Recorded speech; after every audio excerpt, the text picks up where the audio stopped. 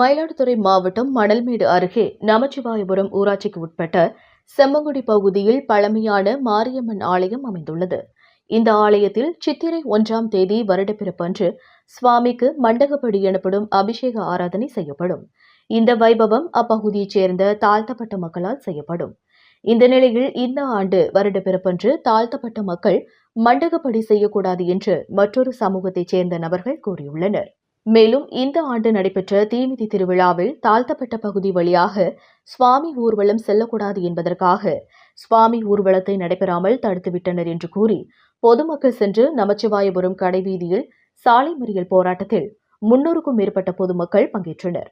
இதனையடுத்து காவல்துறையினர் மற்றும் வருவாய்த்துறையினர் பேச்சுவார்த்தை நடத்தி வருகின்றனர். தங்களுக்கு உண்டான உரிமை மறுக்கப்பட்டால் தேர்தல் புறக்கணிப்பில் ஈடுபட போவதாக அப்போது அவர்கள் தெரிவித்தனர்.